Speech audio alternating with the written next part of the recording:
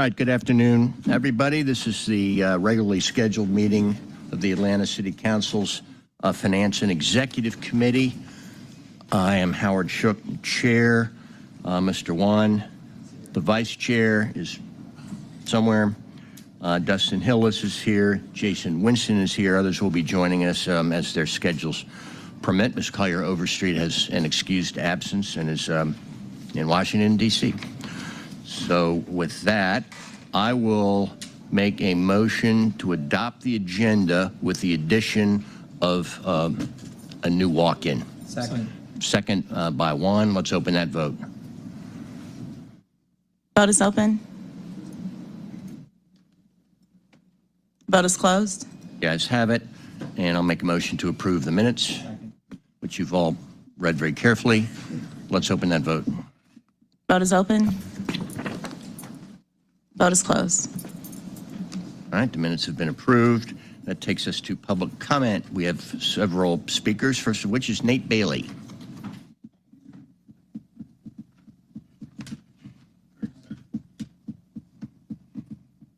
Afternoon, Council. Nate Bailey. I'm president of the Atlanta Professional Firefighters.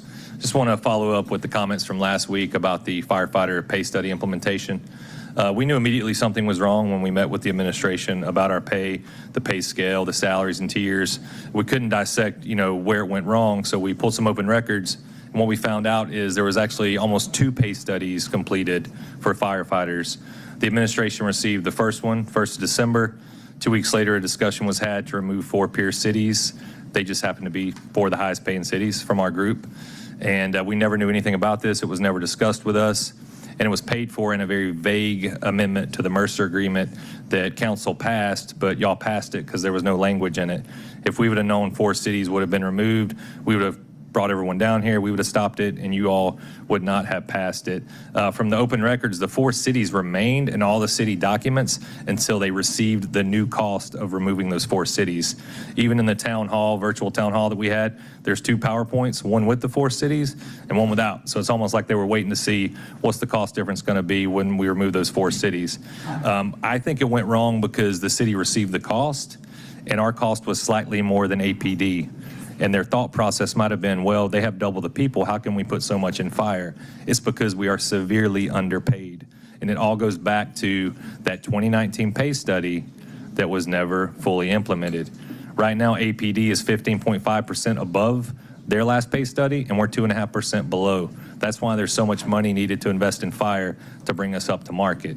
The open records don't lie. All the information is there. And I guess how can we change a pay study when we have the highest vacancy rate in the country for a major fire department?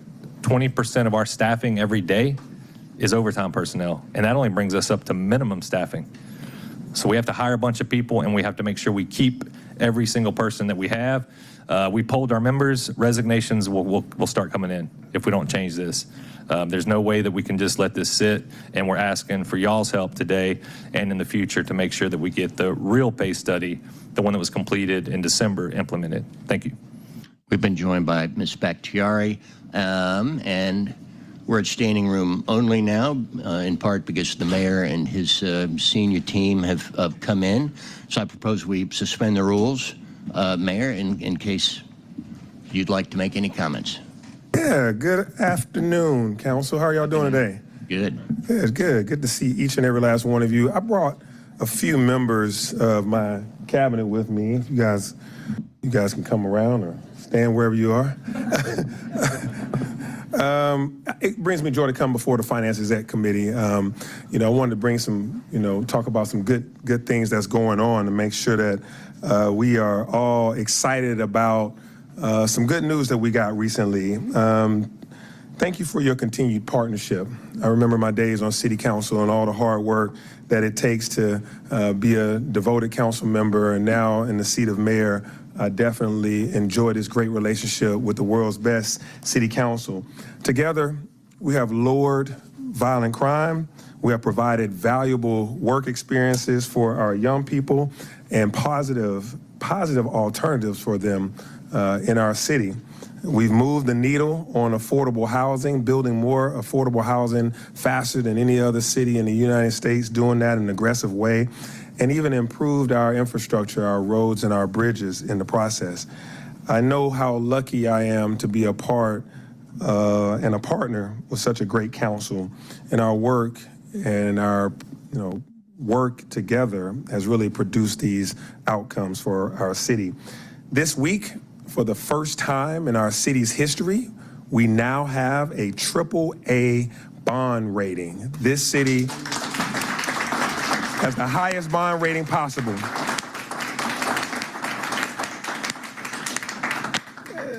Fitch upgraded us to the highest possible bond rating, AAA. It's the highest the city has ever had. It's the highest that you can get. And there are only 2% of the United States cities. There's 535 cities in Georgia alone. There's over 14,000 cities across America, and only 2% of them have a AAA credit rating. And out of the top 10 metropolitan statistical areas, the largest cities in America, we're the only one. We're the only one with a AAA credit rating. And this is only possible when we have the right people in the right seats doing the right work. So I wanted to acknowledge this committee. I wanted to come over here and look at each of you and all of our colleagues on City Council to tell you thank you and to let you know that this hard work that you put in over all these years is being rewarded and being looked at. And our shared vision is how we also got here to take care of our most precious asset, which is our people, our employees, and our citizens. I would like to relay heavy praise on our CFO Bala and his team.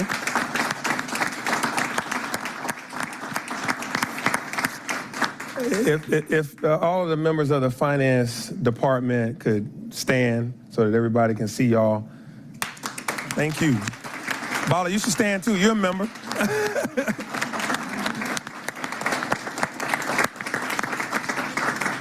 And there are so many other members of the finance department that are, doing the work right now. They didn't know that this was going to happen. But thank you for your fiscal management, good fiscal policy and practices, and steady hand. I'd also be remiss if I didn't thank my senior leadership team, COO Burks, Chief of Staff Donald, Chief Policy Officer English, and our Chief Strategy Officer Peter Amon, and all of the team that I have with me that make this work possible. They're behind me, and so thank you for your leadership.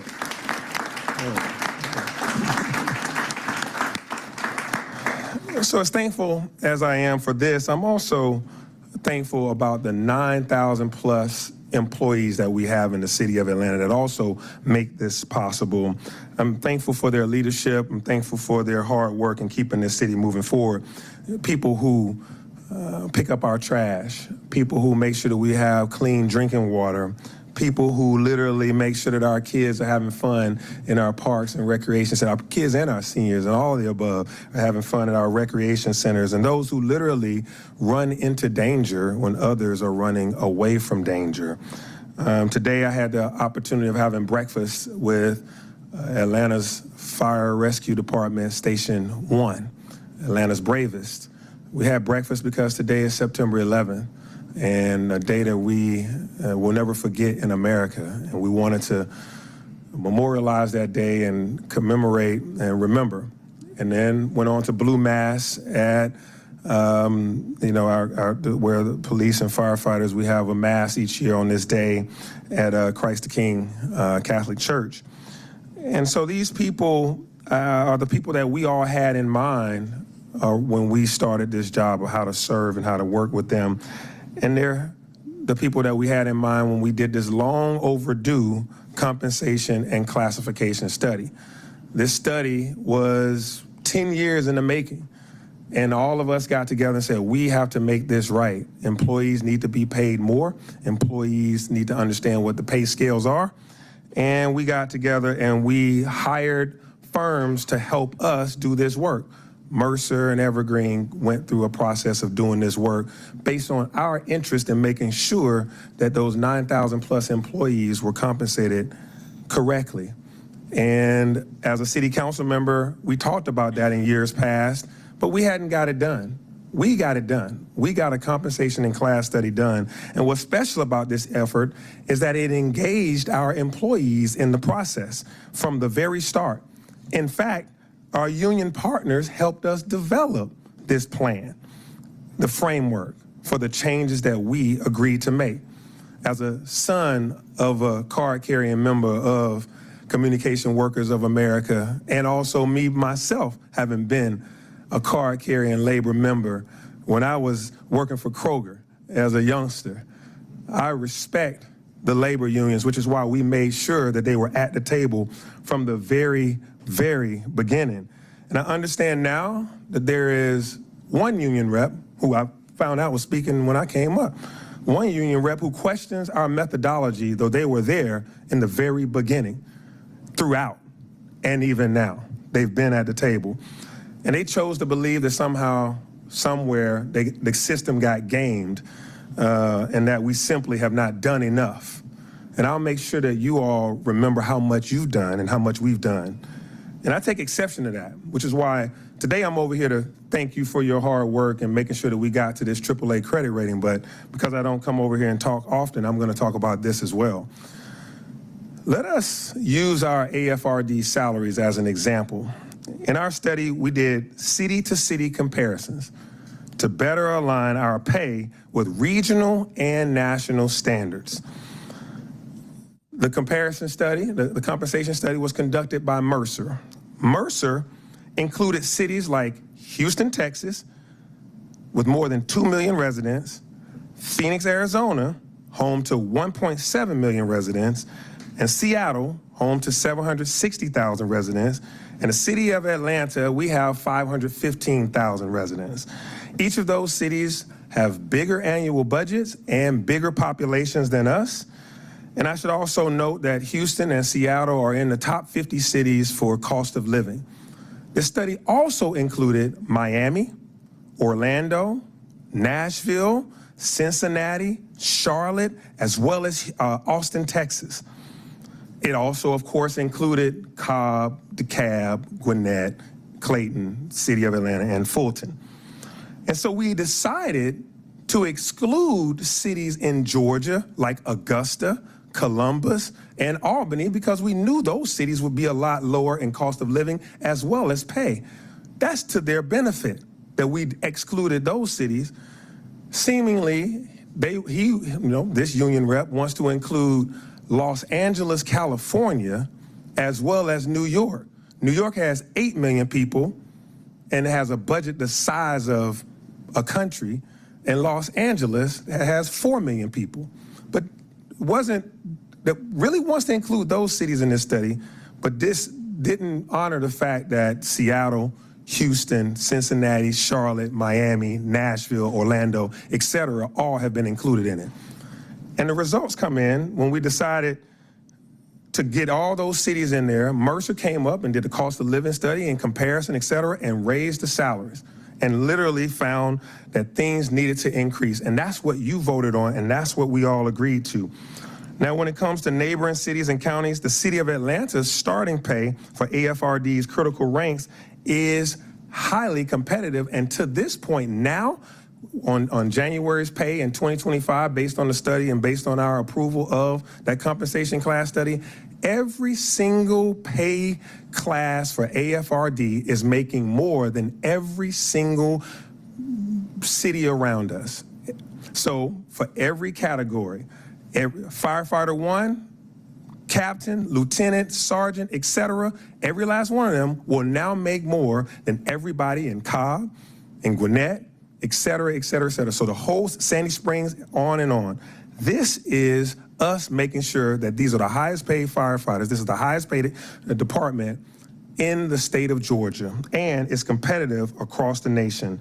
And so to put a fine point on it, captains, such as the individual that just spoke, have now made $12,000 more since 2022 than they've made $12,000 more since 2022 as starting pay now, as base pay. Their salaries continue to go up. Individuals are making 6 figures now when they weren't before. This salary continues to go up because of the work that we're doing. And to say that we're not competitive when the salaries are now indeed higher than everybody else in the metro area and everybody else in the state of Georgia is a lie and is categorically false. And that has to stop. And that's why I had to come up here to tell you, to make sure that every note that you read the fine details, and you also see line by line that we have done our job to make sure compensation is real. Recruits are now making $14,000 more than they did in 2022. When this study takes place and the salaries get put in place on January 1, our recruits are the highest paid recruits, and then our firefighter 1, the highest paid firefighter 1. So you take that $14,000 more than they did when we all started this term. So just 3.5 weeks ago, we announced our overhaul of the city's compensation and class plan while revamping the city's pension plan. Imagine that. We've increased salaries by that large amount, and also we brought back a pension. The pension that went away in 2011 before most of us were in office, now we're bringing it back. We're bringing back a pension, which is meaning that a retirement is waiting for you that has money in it. This is important work. We cannot shy away from, this doesn't come from magic money. This comes from money that has to be managed by these people and you. It's not magic money. It's not LA money. It's not New York money. This is ATL money that we have figured out a way to create a pension. To bring back a pension in 2024 is revolutionary. Additionally, health benefits have gone up every single year. We all know that. And we, as a council and an administration, has decided to hold those costs steady, meaning the city has ate the increase in those costs. The cost increase from 2022 to 2023, from 2023 to 2024, we held everybody's cost on their paychecks the same, and we absorbed that cost. These are real costs. And so anybody that stands by this mic or goes before anybody's battalion or anything else and starts talking crazy, you gotta actually know the facts. And the facts are that we are putting a lot behind our fire rescue department, a lot behind every other department in this city. They got a 3.5% COLA my first year, another 3.5% increase the second year, and now we said that we're doing a 2% minimum enhancement for everybody in the city of Atlanta's employment. This is not magic money. This is real stuff. And we are making sure that we take care of folks. And when somebody stands here and acts like or talks like we're not, I take offense to that, because I stand behind every last one of these 9,000 plus employees. And we work very hard to make sure to bring back a pension, to make sure that your health costs aren't affecting you, that we've absorbed that cost. And then we went out to do a study, and we've promised that we would do a study every 3 years, because the last one was over a decade ago. And the other sweet note on this is the union rep was at the table the whole time. So you all know what a political game looks like. You know what political games look like. You all had to get here a certain way. We all had to get on a ballot. There's ballots coming up that this individual is worried about. It's got to make noise to be able to make an impact. Well, we make real policy, and that's how we make real impact. And we've done that over and over and over again. Every other union in this city stood behind us when we signed that document, when we signed that comp and class study into law, except one, the one that just stood here before me, that can't seem to get over themselves. So what I'll tell you is, we're working hard for the people. We're working hard for the employees. And we've paid them a considerable amount through this comp and class study, and you've done a wonderful thing by agreeing to it and signing off on it. And so time and time again, you will hear from this individual, because we know what politics looks like, but we also know what policy looks like. And we also know what a AAA credit rating takes. And so to all of that, the city's in its strongest financial position.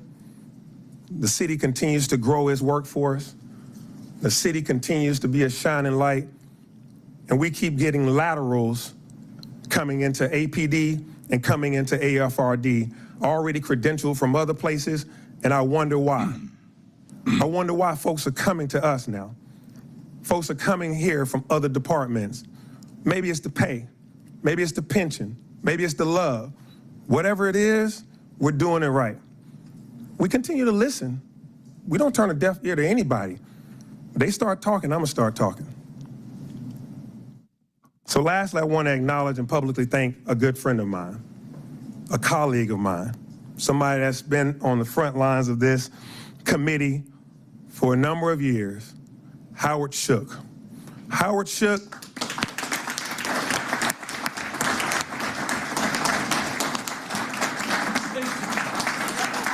That's you.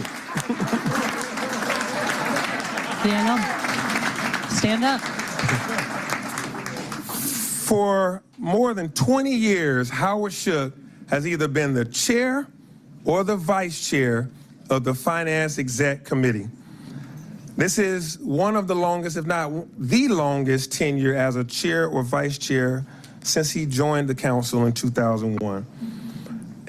Councilmember Shook's prudent stewardship, prudent financial stewardship, and constant pursuit of financial excellence for this city has really paid off. Candidates and voters in District 7 are going to have some big shoes to fill. Shook has announced that he's not going to seek another term next year. I don't know who's going to be our finance exec guru, as he is, that works hard with Alex Wan, all of you all. But I remember my desire when I was a first-term council member was to one day make it to finance exec. And to be able to learn how everything took place. And I sat in the corner and watched, and eventually was able to be there as a part of the team that makes all these critical decisions. And I hope that this AAA bond rating that you sought after for years, that you wanted to make sure that this city reached the pinnacle. Well, here's to you, Howard Shook. We got here, and we got here together. Thank you.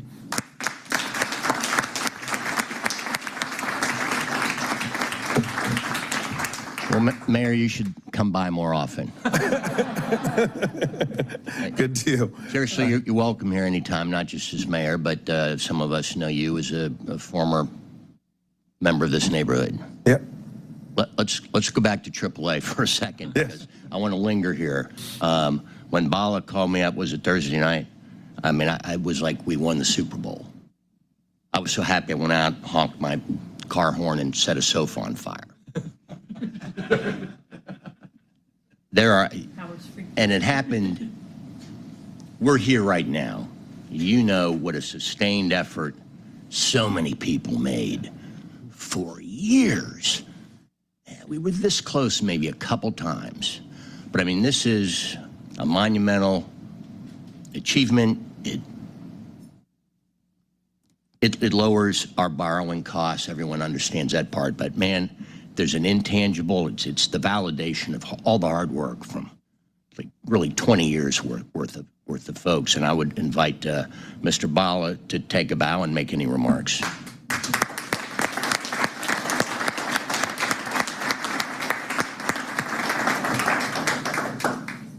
Thank you, Councilmember Shook. Thank you, Mayor. Thank you, everybody. I think everybody said it best. This is not just validation of the hard work that's been done by everybody involved. It's a validation of the city of Atlanta. It's a validation of the people of Atlanta and where they've taken Atlanta and are taking Atlanta.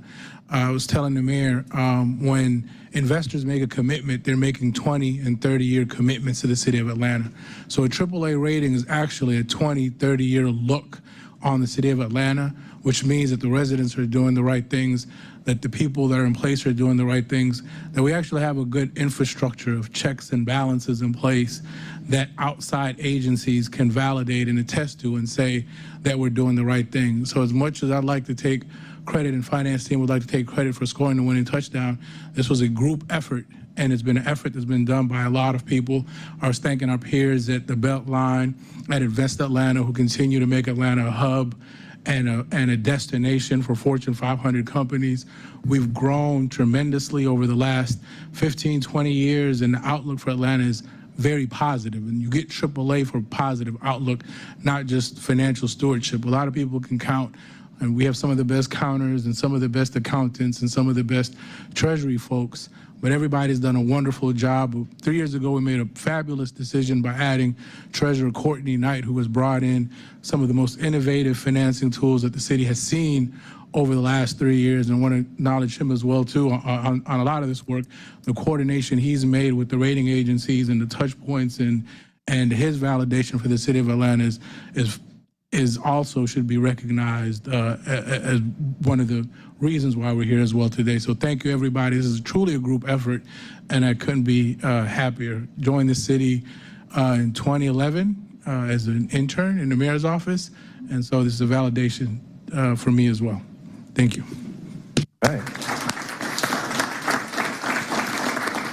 And the CFO will back me up here when I remind colleagues that the rating agencies, they're watching right now. They watch what we do. They watch our meetings, and they keep an eye on us. So it's in our best interest to kind of be on our best behavior. And ever the worrier, I know slipping a notch would be a lot easier than it was to get here. Yeah. Absolutely. The rating agencies tend to be very conservative, which means that the movements up are slow and more thoughtful, but the movements down are quick. And you could be on negative watch over a bad story. You could be on negative watch over a bad one decision, but it takes a while to climb back up the ranks and the ladders. So it is. We're here now. There's only one way to go, and it's back down. So we got to hold the line. We got to, but we still have a lot of work to do, and we have commitments to not just now, but future generations. And I know the mayor has a vision of making Atlanta the best place to raise a child, and so we have generational work to continue doing. Thank you, Mayor. Thank you, Councilmember Shook. All right, anyone else want to join the Summer of Love tour? Mayor, thank you for coming. Thank you. As to your other comments, I don't think we're going to get that sorted out today, and I'm sure that this topic will not be under discussed as we move forward. I will say, and we're not perfect. We're never going to be perfect. There are going to be people and groups that occasionally whose voices aren't heard, and we're always going to have to try to correct that. But I mean, this is the golden age to be a city employee. I mean, things have changed so much over the last 5 years. It's just really unbelievable, and I think it's great. We're all very supportive, and we've all gotten there together. So thank you for your leadership. Yeah, thank you. And I mean it when we say moving Atlanta forward, and a city built for the future, and a city of opportunity for all, and a good, effective, and ethical government, and one safe city. Those are the 4 pillars. Everything that we've talked about today, and the ratings and compensation are all a through line through all of that, making sure that we run this city well so that everyone takes notice. That's why Money Magazine says we're the best place to live in the country. That's why, all these magazines, everything says, we're the most educated city in the country. We also are the best place to start a business. We're also the best place for you to, start your career. All these things are listings, and Travel and Leisure says we're the best place to come hang out. So over and over again, over the last year and a half, 2 years, well, really last 3 years, people have taken notice, even up to the credit ratings agency. That's hard work. That's work that we've done together, managing things and keeping a steady hand, but also taking big leaps. It's not lost on me that the very same week that we agreed to $60 million for those experiencing homelessness is the same week that we got an upgrade in our credit. The same week we decided to help the least of these.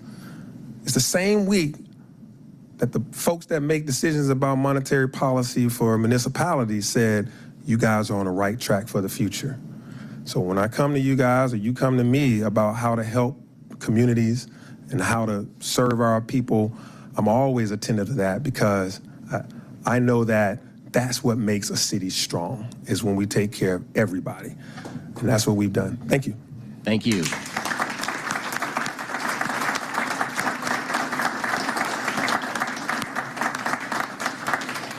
All right, we're going to resume our regular programming. Back to public comment. Our next speaker is Alvin Rashad.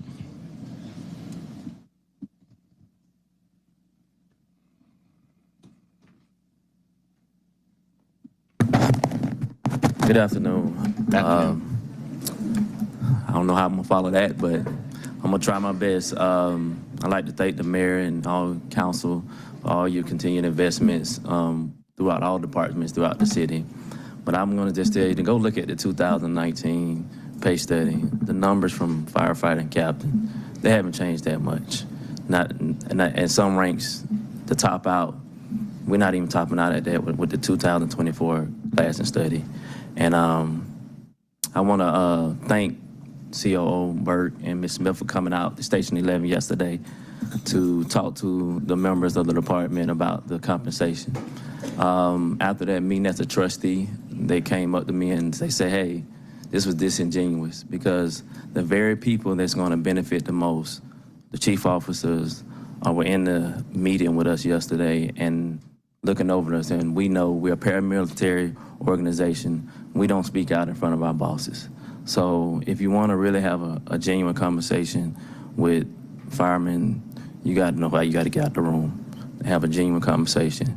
And I just want to honor those 343 that died in New York and the 350 members that have died from illness related. We know what we signed up for. We're at higher risk of cancer.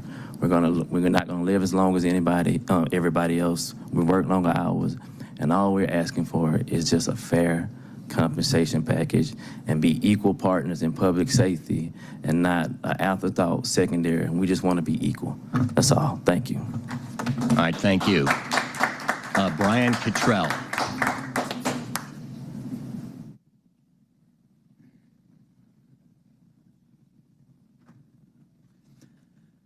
Good afternoon. Afternoon. Brian Kittrell, Lieutenant, the Atlanta Fire Department. I've had a couple different things prepared that just seem like they'd fall a little bit short right now.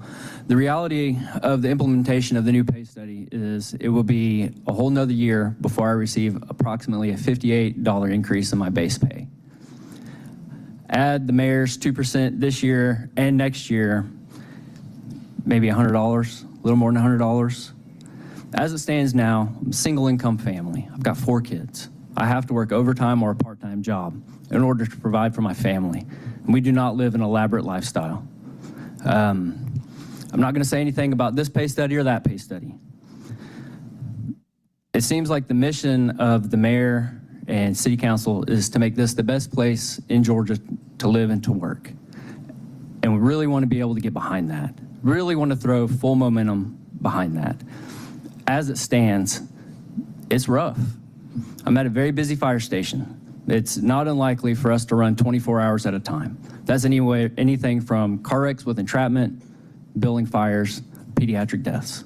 And then to go home and need to sleep 6, 7, 8 hours just to catch up so I can be functional for one day to get ready to come back into work. Trying to do overtime on top of that, second job on top of that. It's wearing and it's tiring. And I've been doing it for 13 years. It is, I feel like I have aged 20 in my career. Y'all have done a lot of very good things for the city. You've done a lot of very good things for the department. We're on pace for a fleet replacement that we very much so need, and we're very thankful for that. But as it stands, it is hard for me to keep my younger members here. It's hard for me to keep myself here a lot of days. I'm not going to say anything about this pay study, that pay study. I'm just going to ask you if there's anything more that you can do. If there's anything more that you can do, we would greatly appreciate it. It's challenging as it is. Thank you for your time. Have a good afternoon.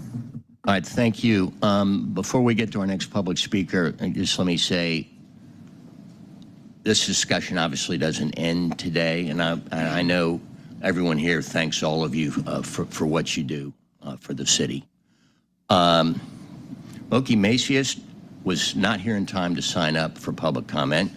There is a pad paper that's on our agenda, so if there's no objection, let's extend a public comment.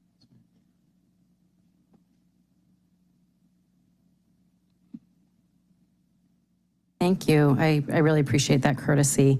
And I apologize. I have to read this because I'm recovering from a concussion, so bear with me. But it's lovely to see all of you. And let me introduce myself. I'm Moki Macias, Executive Director for Atlanta PAD. As you know, PAD stands for Policing Alternatives and Diversion.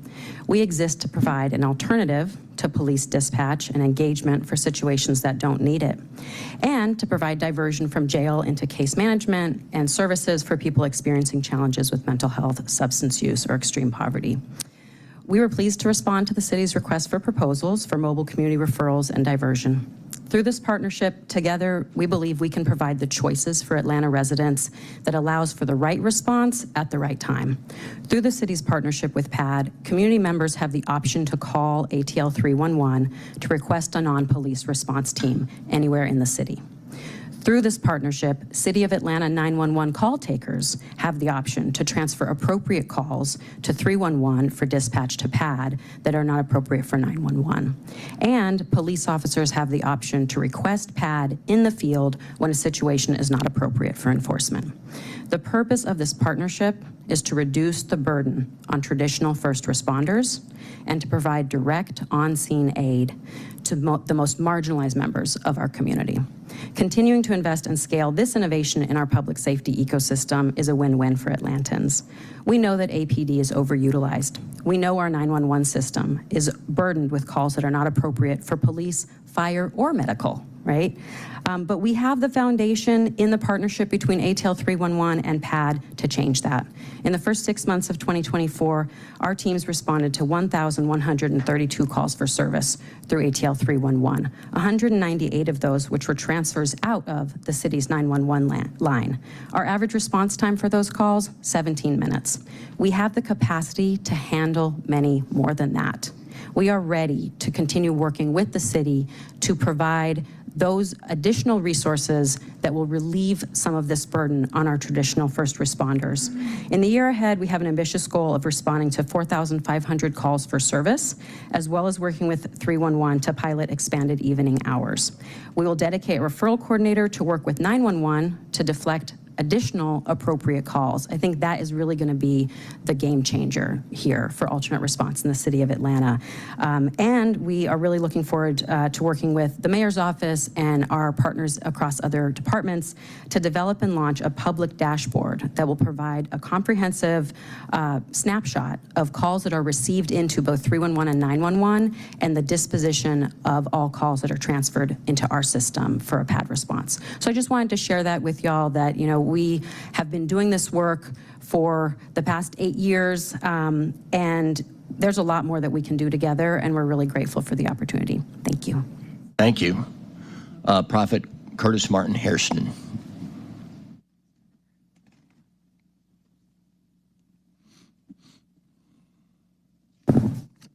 Amen again today.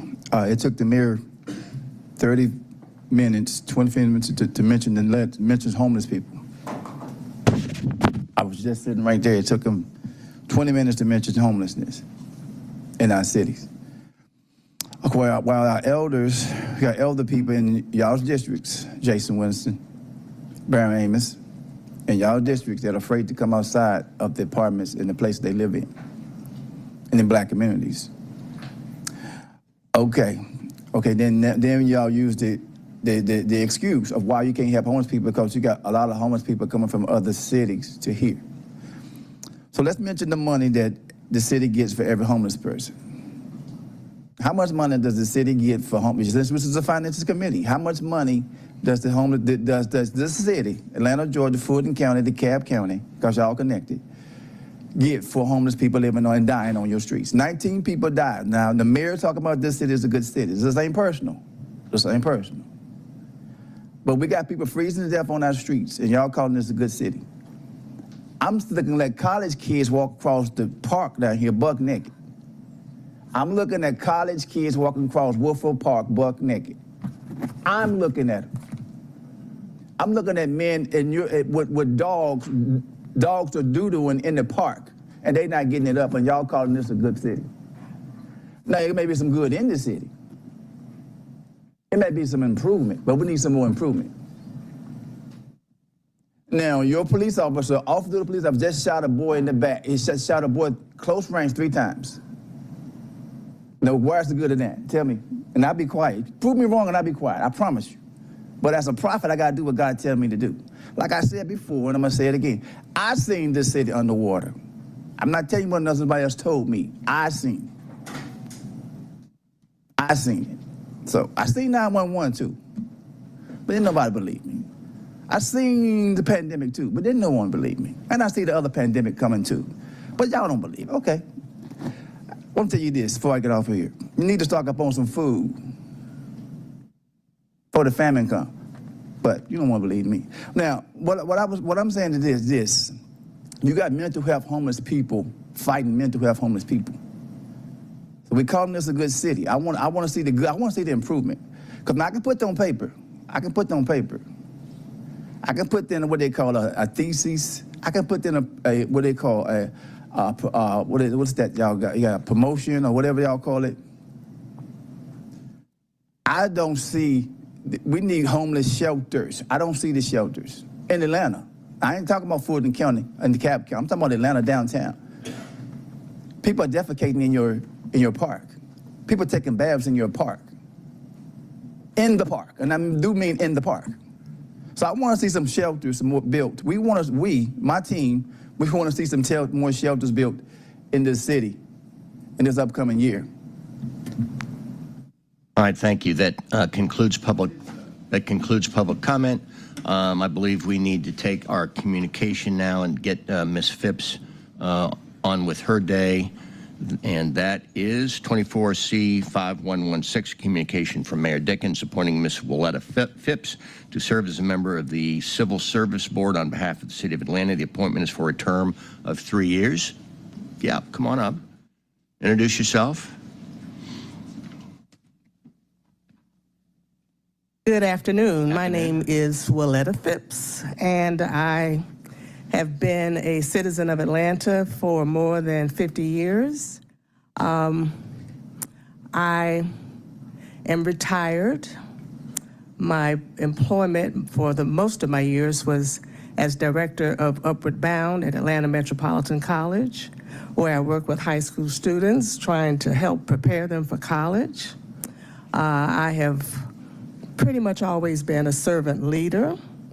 When someone called to ask if I would be interested in this position, I had to think about it. But I think that with my service and my experience that I would like to serve on the board. And I was asked to come to. They said it would only be a couple of minutes, and you all might ask me a couple of questions, and I could go on about my business. So that's all the information I had about what you wanted from me. So if you have any questions, I'd be very happy to. I think that's all we need. I just want to thank you for the service you've already rendered and the service you're going to render in the days to come. So thank you so much, and I will move approval. Second. The second by Winston. Let's open the vote. The vote is open.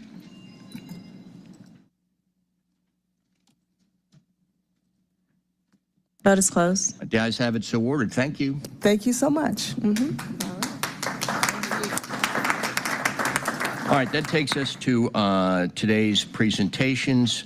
It was thought that it would be a good idea for Ames to be delivered in written format only, although Mr. Sankey is here if we have any questions. If not, then I would invite members, to go through this at your leisure and put your questions to Mr. Sankey, if that's acceptable. On the other hand, because this is HR's first quarterly report, we thought it would be unfair to let them completely off the hook. And so we're ready to hear from them, and I will thank you in advance for your conciseness.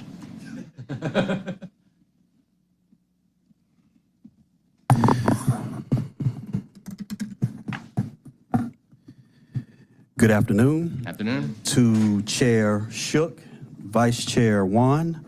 I am Calvin Blackburn, the Interim Commissioner for the Department of Human Resources, and I am pleased today to present our department's quarterly update. And I received your message now twice about conciseness, and I will try to move forward in that vein. And in light of the mayor's comments about the compensation study, I'm going to skip that particular slide and move ahead to some important dates concerning DHR strategic priorities concerning compensation. First, with regard to the compensation study. We're working on phase 1 implementation of that study, and there's some important dates I want to make the body aware of. In September, we're looking tentatively to send out individual letters to employees. On-site meetings will be held to address any questions from September through October. We will address the new where the classified versus unclassified threshold appears. We're working on that and we plan to have that resolved no later than December 2024. New job descriptions will be reviewed and finalized by departments September to December 24. All personnel transactions will then be placed on hold and be frozen in December 2024 so we can have good data as we move forward for the first phase of the implementation in January of 2025. Our second strategic priority is regarding ATL cloud performance, and that basically is our new approach to attaching pay with performance. We are training various departments from September through October on this system. 2 citywide webinars will be held by Deloitte in October and November, and we hope to have everybody prepared and using the system and ready for its implementation for the first performance reviews in January 2025. And our third strategic priority is concerning the Fair Labor Standards Act. You may be aware that the requirement for employees who are exempt from overtime, their salary requirement has gone up. Oh, thank you. They've already taken away the clicker from me, so I don't know if that's a good statement of where we're going with that. But the salary requirement has gone up, so we will be introducing a paper probably in October, adjusting employees. This is going to affect possibly 200 classification grades. We'll need to increase the minimum salary for those employees in order for them to remain exempt under the Fair Labor Standards Act. Next slide. Talent acquisition. Just briefly, want to talk about, we've recently hired a total of 325 interns and seasonal hires. And also, we can go back to that slide. I just want to, Councilmember Winston, want to make you aware of something we're very proud of, the DoD Skill Bridge Partnership. This is a pilot program we've been working on bringing retired military service members and transitioning out of the military into city employment. And we've launched that program now with the Department of City Planning. We're currently working with 17 veterans, and we plan to take that program, if it's successful, on to other departments. Next slide. So now everyone's favorite thing, metrics. I want to talk about new hires, rehires, and promotions. Basically, for the relevant period, we have 930 new hires, rehires, or promotions. You will notice on the slide a couple of spikes in hiring. Those areas over the Department of Aviation and Parks and Recreation, and those are just related to their seasonal hiring that they do. So those are why those peaks are there. Next slide. We've started, again, in-person employee orientation, and want to just make you aware, since we started that back in April, so we saw 124 folks in person, and we are now doing it in person each month. And last month, August, we had 90 folks. Next slide. Vacation carryover reduction project. The important thing to know about that, members of the committee, is that we have already successfully carried out phase 1. And we're working on cascading some information down to departments in preparation for phase 2, which will be in January 2025. And so there'll be field meetings and discussions to make sure everyone's familiar with the next phase of the vacation carryover reduction project. Next slide. Headcount. We are approximately, as of August 27th, 2024, our current number of field positions, 8,973. We have currently 2,688 authorized vacant positions. So let's dig down a little bit more into that. Next slide. You'll see that the majority of our field positions occur in some of our larger departments: police, non-sworn and sworn, watershed, fire, as well. Again, you see in public parks and recreation, as well as aviation, number of field positions. Next slide. Vacant positions. Again, not surprisingly, a number of vacant positions we see in police, fire, watershed. We suspect that those vacancies have a lot to do with some retirements that have happened, as well as there's been some bit of poaching from our departments by other agencies, but we suspect some of the changes that the mayor signed in place, particularly the class and comp studies, should help to reverse that trend. Next slide. Again, terminations and separations. There's some large peaks here, but really, as we say sometimes, nothing to see here. These are, again, a result, these large peaks you see with the Department of Aviation, Public and Parks and Recreation. It's due, again, to seasonal hiring and then seasonal rollout of those employees. So that's the explanation for the peaks. Next slide. Thank you. Here's our report on our mandatory compliance training. Our benchmark we want for that is around 90%. We seem to be running around 83%, which is good, but we want to get that better. One of the areas where the training compliance has been lagging is in LGBTQ, cultural humility, one-on-one training. It's down at 75% as of this slide, but the good news is we're seeing a trend upward in that area, so hopefully we'll get closer to our benchmark, but right now we're at a total of 83%. Next slide.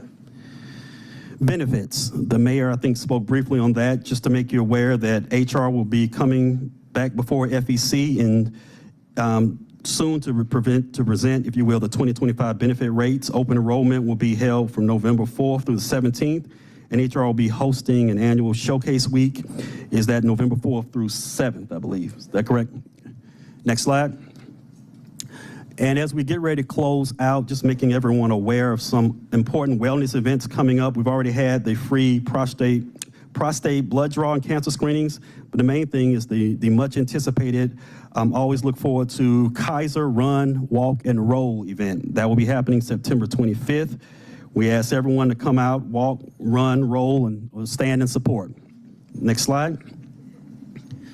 EAP utilization, again, this is tracking the national benchmark. I'm informed is about 5%. So you can see from June, July, August, we're well above that benchmark. I'm informed that there are some changes sometimes in the summer months with people going on vacation, but we're getting, it looks like, good utilization of our EAP. And next, I'll turn to, next slide, public safety wellness utilization. Again, we're getting good usage of that. You'll notice some spikes in October 23, as well as a huge spike in July 2024. And those seem to be connected with increased outreach by our department. In the months of October, they conducted a number of site visits and ride-alongs with EAP clinicians. And in July of 2024, where there's a large spike, they conducted an APD peer support specialized event concerning suicide prevention. And those sort of in-services, if you will, probably spiked utilization, which of course we believe is a good thing. Last slide. Briefly making you aware of some of our upcoming strategic priorities. We talked about related to compensation. We're really excited about providing a total reward statement for employees coming at in 2025 calendar year, just to explain the value of all the benefits that employees are getting here, not just salary, but all of the benefits, and we're working actively to produce that. We're going to explore new wellness initiatives. We look to strengthen our partnerships with departments across the city concerning hiring events. We're looking to implement strategies to improve retention through mentorship, development, and recognition programs, and really to continue cross-collaboration, department collaborations to improve HR operations and service delivery. That would conclude our report for this quarter, and welcome any questions. Excellent. I do like the way this is organized. All right, who signed up? You, go ahead. All right, I'll try and make this quick. I mean, I think I appreciate your presentation. You did good for your first time. I want to jump into the numbers a little bit. So the thing that jumps out at me first is the vacancy rate on the slide where you've got the positions and the vacant positions. We're at 23%, which is kind of consistent with what we've been hearing in terms of departmental presentations. And I think that's been guiding a lot of the decisions we've been making up here in terms of compensation, in terms of pension, to try and help shore that up. I guess my question for you first is kind of the fire situation notwithstanding, when do you think we're going to start seeing the impact of those decisions? I would imagine that the first area would be in retention. Because it's people that are here that will rethink leaving because, oh, we know we're going to get a bump, and oh, we know we're going to get improved pension. So when might we start seeing that data that shows, yep, these decisions are having the intended effect? And then my follow-on question will be about when will we see it in terms of recruitment? So can you answer that? Do you know, or? It would only be speculation at this point. Certainly, Vice Chair Wan, we would hope to see an immediate impact, but I wouldn't want to speculate up here without having some time to talk with my team. So I don't know the answer to that. I think those are good questions, but I'd have to get back to you on them. So I would hope that maybe like within the first 90 days, we made the decisions a month ago, however long ago. I'd be curious to see if there's a trend in terms of our retention numbers at that point, and then. I think, again, let's look at the recruitment. I think the recruitment numbers probably won't be until January when the actual dollar numbers kick in, because folks would be like, well, I'll just wait until January and get the bigger bucks. Second thing that jumped out at me is this correct that the Department of Transportation has a 40% vacancy right now? I mean, we're talking 196 vacancies and only 286 filled positions. Is that right? Would you refer me to which slide? Department 10 and 11. So 10 shows Department of Transportation has 286 filled positions, but 196 vacant positions. That's a 40% vacancy rate. Vice Chair, I have no reason to believe that those numbers are incorrect, but I would certainly go back and check those. But this is what we pulled. There's something there. I mean, I'm thinking we've got about a 20 to 25% vacancy rate. That is citywide. We can push that up to the high 20s, but once you get to 40, it'd be helpful to know, hear your department's kind of assessment of why that's the case, because that's alarming. And that, there's been some frustration expressed by council members about some transportation project delivery, and this kind of, to me, is the first really big warning bell as to why that's the case. So whatever y'all can find out. We'll look into that right away. Thank you. All right. Thank you, Mr. Chair. I yield. Thank you, Mr. Chair. I just wanted to bring up a piece of legislation that was sponsored by Councilmember Bakhtiari that went through the CDHS committee yesterday that asked the Department of Labor to look into hiring seniors for part-time positions. And just wanted to get your thoughts on that. I know it passed unanimously in committee yesterday, and I think a lot of us are very supportive of this initiative to use seniors for some of our part-time positions throughout the city of Atlanta. Oh, well, I'm very supportive of that. We're always looking for good candidates to hire, and particularly some of our better citizens. We know they vote all the time, or our senior citizens, so we're supportive of that, and we look forward to hiring any of those folks in the appropriate positions. All right, thank you. I just wanted to highlight that piece of legislation. Thank you. All right, Commissioner, here's what would be helpful to me is if sometime at your convenience, you and I could sit down. That would give me the opportunity to learn a little bit more about the things you'd like to do and find out what you're experiencing, and would give me the opportunity to share with you some of my possibly overly ripe opinions about things that I've seen going on over here that could stand some attention. Absolutely, Mr. Chair. We'll get those set up, and I'm looking to sort of meet with everyone as soon as I can. Okay. Thank you. Thank you very much.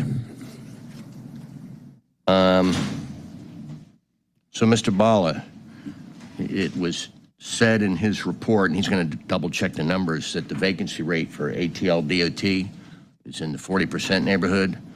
And I've been refreshed that we added 62 positions in the budget. Yeah. Does that sound right? That could be right. I'd have to double check to verify the definition of vacancy here, because definition of vacancy could be the total authorized positions versus what's filled, as opposed to the funded positions versus filled, which is a different rate. There's a lot of positions sometimes in our infrastructure that are created, used for a period of time, but never abolished, and that a lot of departments don't necessarily have a functional use for. We've asked HR to talk to departments and look at possibly abolishing those dormant positions. So if the calculation includes those dormant positions, it would be unnecessarily high. The better vacancy rate to utilize and look at is the funded vacancy rate, which is what we're targeting to fill for the operational period. So we just want to look back at the numbers, dig in a little bit deeper, and come back to you. But 40% does seem like it's including all of the dormant authorized positions that are no longer needed or used for the department. All right. Well, so we're going to have to follow up on that, obviously. So thank you.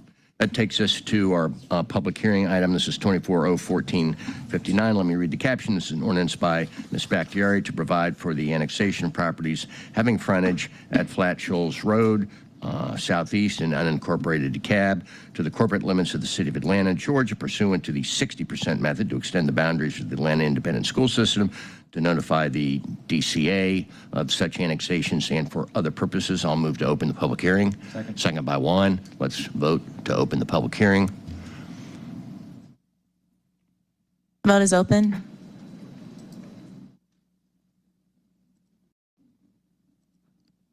Vote is closed. All right, we are now in a public hearing. Has anyone signed up to speak? Move to close public hearing. I will second Mr. Juan's motion to close the public hearing. Let's open that vote.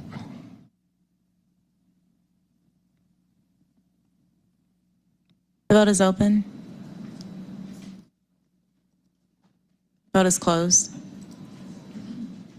All right, and because of some other companion activities haven't caught up yet, I'm going to move to hold this. Second by Juan. If there's no questions or comments, let's open that vote. Motion to hold. Vote is open. Vote is closed. Brings us to our consent agenda. Ms. Kempson-Wright, could you do the honors? Yes. Item 4 is 24-014-89, an ordinance by Finance Executive Committee authorizing the Chief Financial Officer to amend the fiscal year water and wastewater 2025 budget by adding to anticipations and appropriations in an amount not to exceed $300 million and 0 cents for the authorization of the city Series 2024 commercial paper program with respect to the issuance of its water and wastewater revenue commercial paper notes, Series 2024A1 and Series 2024A2, to cease award 5077-82520 for the Series 2018 Water and Wastewater Commercial Paper Program, and award number listed for the Series 2021 Water and Wastewater Commercial Paper Program, to utilize award number listed for the Series 2024 A1 Water and Wastewater Commercial Paper Notes, and award number listed for the Series 2024 A2 Water and Wastewater Commercial Paper Notes, and for other purposes.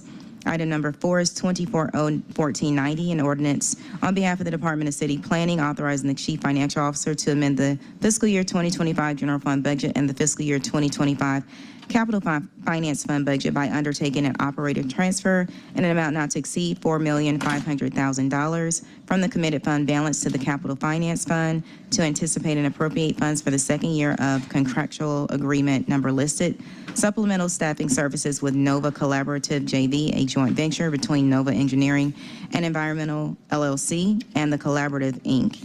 Incorporated. Item number 5, 24-014-91, is an ordinance authorizing the mayor, his designee, to waive the competitive source selection provisions contained in Section 21187 of Article 10 of the Procurement and Real Estate Code of the City of Atlanta Code of Ordinances, as well as any other conflicting code provisions, to execute the First Amendment to the agreement number listed, citywide janitorial services with 3H and 3H Incorporated, to add the Department of Public Works as an authorized user, add additional locations, day porter services, and funding on behalf of the Departments of Enterprise Asset Management, Atlanta Police, Parks and Recreation, Human Resources, and Watershed Management in an amount not to exceed $1,027,327.00. All contracted work will be charged to and paid from the fund, department, organization, and account number listed herein. And the last item is the walk-in, and it's an Elms ID 36197. It's an ordinance by Finance Executive Committee authorizing the mayor, his designee, to waive the competitive source selection provisions contained in Section 21187 of Article 10 of the Procurement and Real Estate Code of the City of Atlanta Code of Ordinances, as well as any other conflicting code provisions, to execute the First Amendment to the agreement for contract listed ATO Channel 26 broadcasting system upgrades with Clark Productions Incorporated on behalf of the Executive Office in an amount not to exceed $643,860.57. All contracted work will be charged to and paid from the fund, department, organization, and account number listed herein and for other purposes. All right, those being first reads, we'll take them up at our next sitting. That takes us to J, ordinances for second reading, first of which is 24-014-67, an ordinance by Finance Exec to correct the ordinance indicated adopted by the Atlanta City Council on the date indicated and approved by operation of law on the date indicated, authorizing the Fourth Amendment to a co-op purchasing agreement, number of which is indicated, citywide office printer, MFDS supplies and services with Xerox, by correcting the term of the extension to 6 months and for other purposes. I will second that. Any questions or comments? Let's open the vote.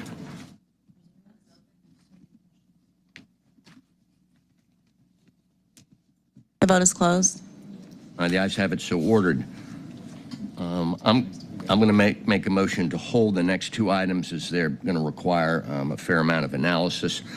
The first of them is 24-0-1469, an ordinance by members Boone, Bakhtiari, Bond, Winston, Faroki, Amos, Hillis, and Lewis, to amend the code sections which are indicated here so as to provide for certain position abolishments, creations, reclasses, class creations, and above entry authorizations, employee position transfers, funding allocation changes, and other personnel actions in line with the FY 2025 budget for the Atlanta Fire Rescue Department and for other purposes. Item number 8 is 24-0-1470, an ordinance by the same members to amend the same code section so as to provide for the same actions for the Department of Watershed Management to ensure parity with and between other enterprise funds and for other purposes. These obviously are going to require substantial vetting by finance and HR. And I have a question that Ms. Robinson is possibly can answer right now, which is, have you had a chance to look into whether or not this is an appropriate window, or if opportunities to introduce personnel papers are limited in any way? Good afternoon, Amber A. Robinson, City of Atlanta Department of Law. That's correct that the charter does limit the introduction of certain personnel papers to essentially, well, if you break it down, it ends up being about twice a year. So traditionally what we have is the mid-year personnel paper that traditionally passes a little bit later in the fall, around like November or so. And then the personnel paper that passes along with the budget. Here, when you all adopted the compensation study a cycle ago or so, it could be argued that that stood in for the traditionally November personnel paper. It isn't required to be November. I'm just saying, I'm describing it that way. The fall personnel paper, and that then of course we would be permitted to do another personnel paper along with next year's budget. Here, I am not prepared to see whether or not you could do this at all.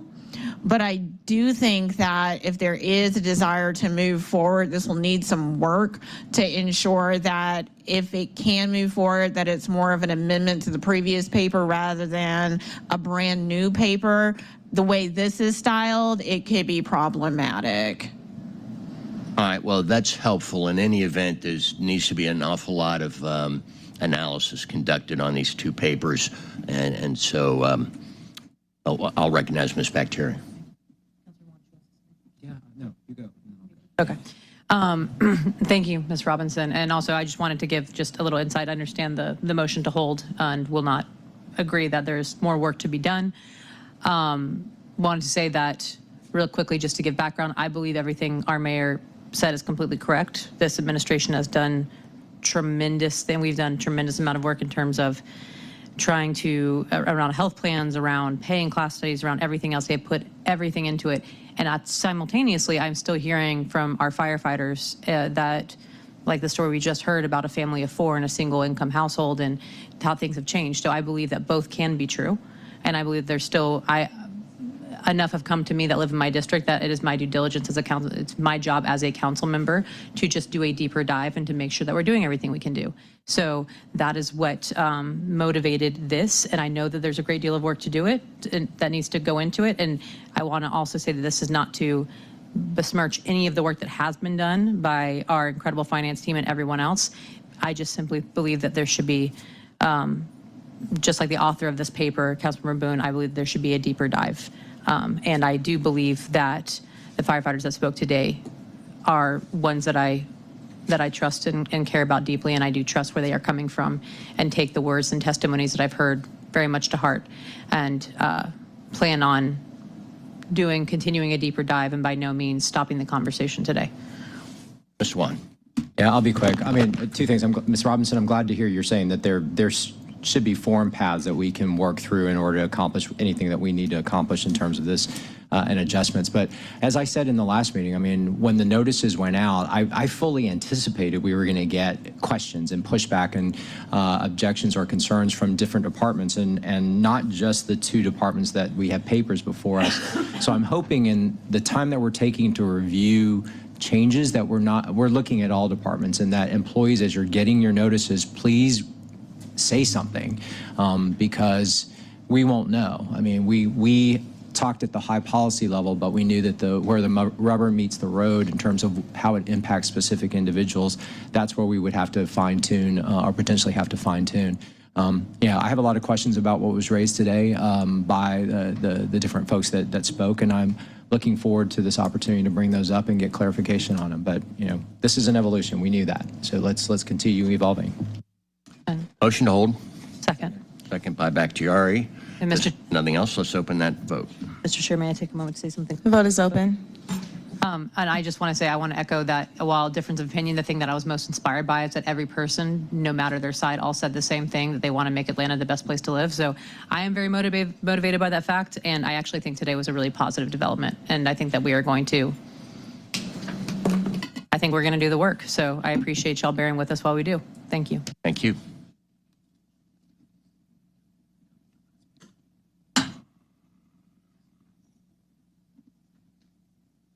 Oh, the vote was closed. And survey says? Item number 9.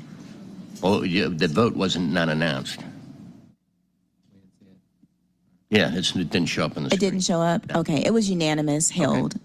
Thank you. So ordered. 24-0-1471 is an ordinance by Ms. Boone authorizing mayor's designee to waive the competitive source selections contained in the cited code sections here, as well as any other conflicting code provisions, to execute the Second Amendment to sole source agreement, which is indicated Milner Technology Maintenance and Services with Milner Technologies, Inc., to add additional funding on behalf of APD in an amount not to exceed $553,950, all contracted work being charged to and paid from, etc. Move. Second. I'll move approval. Mr. Juan has seconded that. If there's no questions or comments. The vote is open. The vote is closed. All right. Item 10, 24-0-1472 is an ordinance by Ms. Boone to amend the FY25 budget by transferring an amount not to exceed $2 million from the general fund non-departmental account to the Summer Youth Employment Trust Fund account and for other purposes. And Mr. CFO, could we hear a little bit about, Ms. Wilson, let's hear from you. Good afternoon. How are you? Wilson, Deputy CFO. We are presenting a correction to 24-0-1172, which was approved at the end of last fiscal year. It was intended to fund the Department of Labor and Employment Services Support Trust Fund, but the account section pointed to the general fund. So we're, in essence, correcting the funding and putting it in the trust fund. Questions or comments? Move approval. I'll second that. Let's open the vote. The vote is open.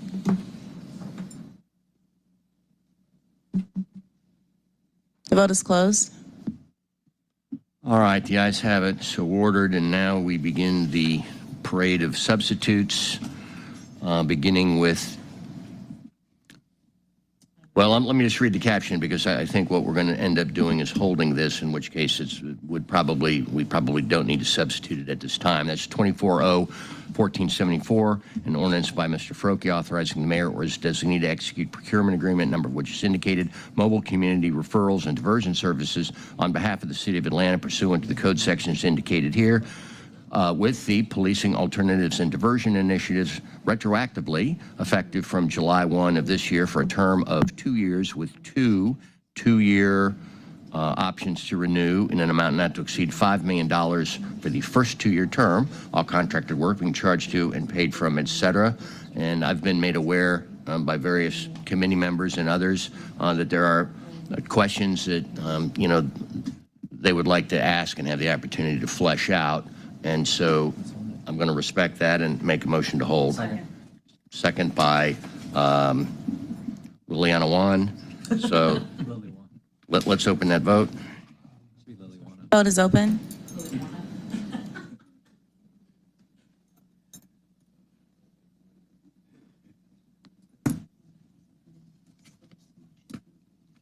If everyone would please vote. Who hasn't voted? Oh, sorry. The vote is closed. All right, the ayes have it. Our next item also requires a substitute. Move to substitute. The caption's the same. It is 24-0-1475, an ordinance by Mr. Frokie, authorizing a donation not to exceed $2,500 from the District 2 discretionary fund account to the Kid Kong Association to assist with programming at the J.D. Sims Rec Center and for other purposes. There's been a motion made and properly seconded to bring forward the substitutes, so let's open that vote. Vote is open.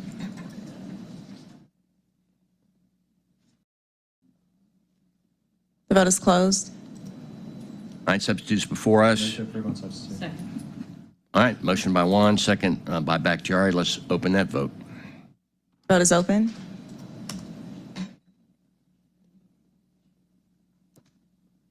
Vote is closed.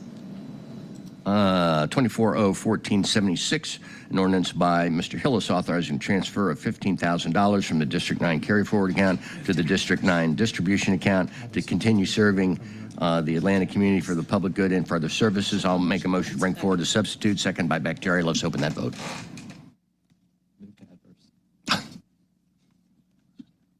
Vote is open. Vote is closed. All right, and this adds the charter section information and updates the account information. I'll make a motion to approve on substitute. Second by Hillis. Let's open that vote. Vote is open.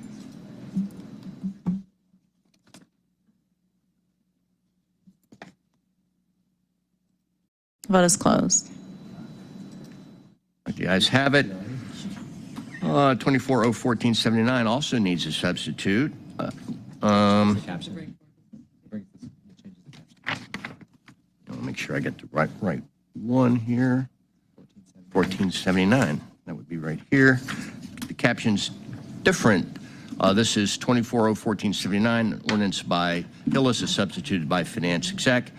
A series 2024 bond ordinance to ratify, reaffirm, supplement, and amend that certain master bond ordinance adopted March 31st of 1999, as previously supplemented and amended to provide for the issuance by the City of Atlanta and its water and wastewater subordinate lien revenue bond series 2024 in the aggregate principal amount not to exceed $450 million for the purpose of financing the costs of the acquisition, construction, improvement, betterment, and extension of its combined drinking water, sanitary sewer, and wastewater system, to approve the preparation and use of a preliminary official statement, an official statement in connection with the offering for sale of the Series 2024 bonds, to supersede and waive all resolutions and ordinance or parts of resolutions and ordinances that conflict with this ordinance and for other purposes. Move to bring the substitute forward. Second. Let's open that vote. Then we'll hear from Mr. Knight. Vote is open. Vote is closed. All right, Mr. Knight, how are you? Good afternoon, Chairman Shook, Courtney Knight, City Treasurer. This item is actually a companion with number 17. We have figured out a way to save the water utility $40 million. And we're doing that by taking some of the cash that they have on hand. And in item number 17, we're creating an irrevocable escrow to put that money in, and that escrow will defease or pay off the outstanding bonds, Series 2017A, 2018B. And then we're going to replace the cash because that money is going to be used for projects. So item number 14 is the issuance of a new bond issue that's going to, the proceeds of which are going to be used to replace the money that we borrow for 30 days. The effect of this two transactions, the escrow in item 17 and the new money bonds in item 14, is to save the water utility $40 million. And this is available because of something that I've spoken with you about numerous times, and that's the high short-term interest rates that we have. So by taking cash and investing at those high interest rates and then issuing new bonds at a lower cost, we're able to generate substantial savings for the Department of Watershed Management. You know, Mr. Knight, it occurs to me that if you, instead of just drawing a salary, Seriously. and you get where I'm going with this, just a percentage of what you save the city, you would probably no longer, you know, like probably in about a month, you'd be saying goodbye to us. I'm honored to serve. This is amazing. All right, second by Hillis. There's been more applause at this meeting today than in the last 3 years. It's kind of aggravating. The vote is open. The vote is closed. Yeah, let's take 17 then. Yes, exactly. We just referenced it. Yeah, that has a different caption. Can I ask, while we have him up here, I'm Yes. sorry, may I ask a question about the paper 15 that passed? I just wanted to ask a follow-up question. 17. Yeah, go ahead. Is that all right? Mr. Knight, we had, let me see, I apologize, I was looking into something. Item number, what was it, 15 on, did we already move 1483? Okay, then I apologize. I'll have my questions when we get to that one. Thank you. All right, the captions, this is 24-0-1485, and the caption's different. This is an ordinance by Winston and Lewis, is substituted by Finance Exec, authorizing the defeasance and redemption of the City of Atlanta Water and Wastewater Revenue Bond Series 2004, Water and Wastewater Revenue Bond Series 2017A, Water and Wastewater Revenue Bonds, Refunding Bonds Series 2018A, Water and Wastewater Revenue and Revenue Refunding Bonds Series 2018B, and Water and Wastewater Revenue Refunding Bonds Series 2018C, authorizing the execution, delivery, and performance of an escrow deposit agreement to effectuate the defeasance and redemption of said bonds, to supersede and waive all resolutions and ordinances or parts of resolutions and ordinances that conflict with the provision of this ordinance and for other purposes. Second.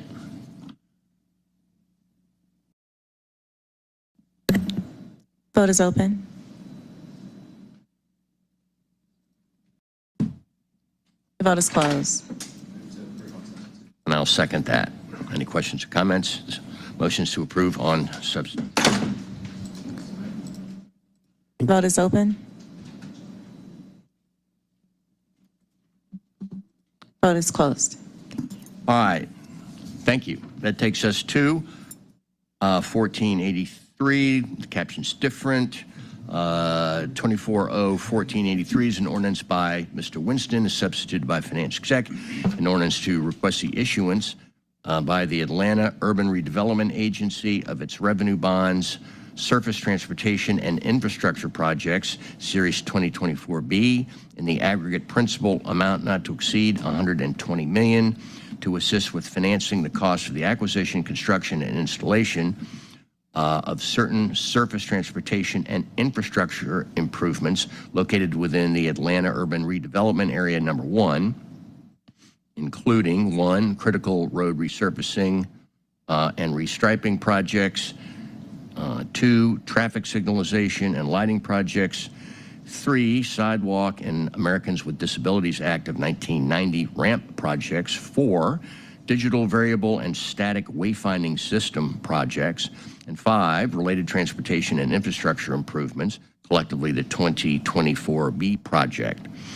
authorizing the execution, delivery, and performance of an intergovernmental contract, a bond purchase agreement, a continuing disclosure agreement, and related documents and certificates, authorizing the execution of an acknowledgement of service and the filing of an answer on behalf of the city in validations proceedings related to the Series 2024B bonds, authorizing the preparation, use, and distribution of a preliminary official statement and official statement in connection with the sale of said Series 2024B bonds by the agency, approving a designated officer of the city to deem final the preliminary official statement for the purposes of Securities and Exchange Commission rule indicated here, and approving amendment number 1 to the City of Atlanta amended and restated urban redevelopment plan to authorize the CFO to create the bond number indicated here, Aura Surface Transportation and Infrastructure Projects, to amend the fiscal 2025 budget by adding to anticipations and appropriation bond proceeds in an aggregate principal amount not to exceed $120 million and for other purposes. Mr. Knight. Let's vote on bringing the. Sorry. I'll make a motion. Brings it to second by Hillis. Let's open that procedural vote. The vote is open. Vote is closed. All right, substitutes before us, Mr. Knight. So this is a bond issue that we're selling to finance basically road and transportation improvements. The timing here is driven by a couple of things. And you'll see this over the next couple of months. We're trying to get all these bond issues done before the presidential election. We expect there to be a great deal of volatility in the markets after the election, and we don't want to be coming to market after the presidential election. So we're advancing some financings like the water financing, this transaction, and a couple of others you'll see to try to get them done before November 5th. This one is for transportation improvements, basically road resurfacing, sidewalks, street lights, wayfinding, all transportation related improvements to be completed within the central core of the city, within the map of the Urban Redevelopment Agency, projects to be conducted by ATL DOT, and a lot of it's motivated by getting the streets straight before the World Cup. So that's this financing. Okay, $120 million, and I appreciate the timing of it, but is there a project list associated with it and designated yet? Yes, there is. Ah, okay. And then on top of that, what is the funding source for this bond and the debt service? The general fund will be entering in, the city will be entering into an intergovernmental agreement with the Atlanta Urban Redevelopment Agency. AURA is the issuer, will support the service of the bonds through the general fund. How are these projects being layered in, on top of, or supplanting the backlog of work that's already being done? And then is it because these funds are available for the core for the World Cup? What about the districts that aren't in World Cup that, from what I understand, have risk in terms of funding availability for the projects we've promised the ratepayers?